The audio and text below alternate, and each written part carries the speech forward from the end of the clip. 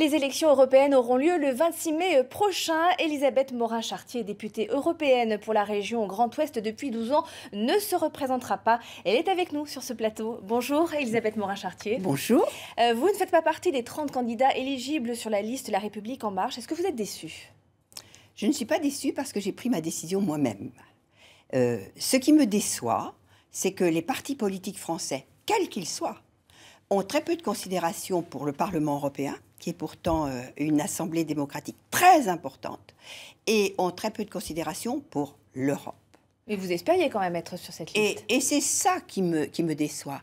Si j'avais été allemande, bien sûr, j'aurais su que j'étais sur la liste depuis 1 an déjà.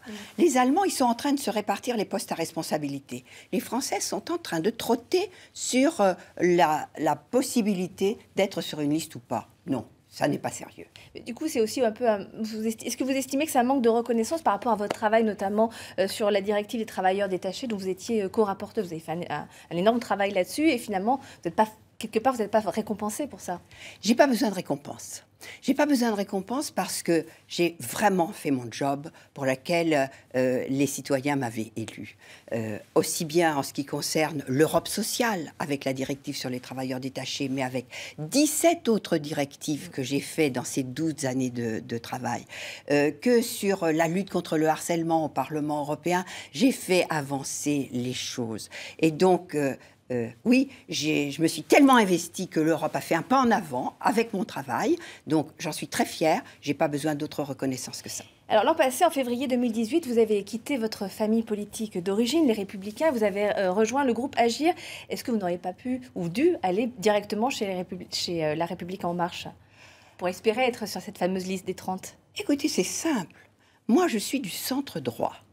Donc, je ne cours pas après un parti politique pour avoir une place. Je suis dans un parti politique fidèle à mes idées.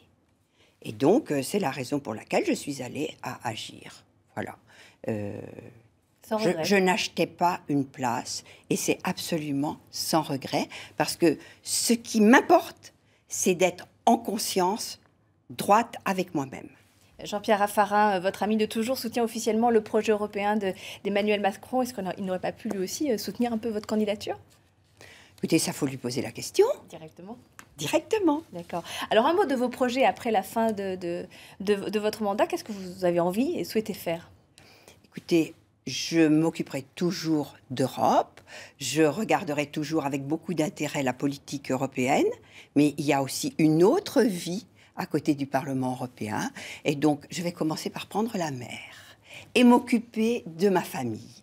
Et ça, c'est aussi un très, très beau projet parce que j'ai conscience que dans ces 12 dernières années, j'ai beaucoup travaillé pour l'Europe et peut-être que j'ai un petit peu laissé ma famille de côté. Il faut que je rattrape le temps perdu. Bon, tant mieux, vous avez de beaux projets en perspective. Merci Elisabeth Morin-Chartier d'avoir accepté notre invitation. Merci.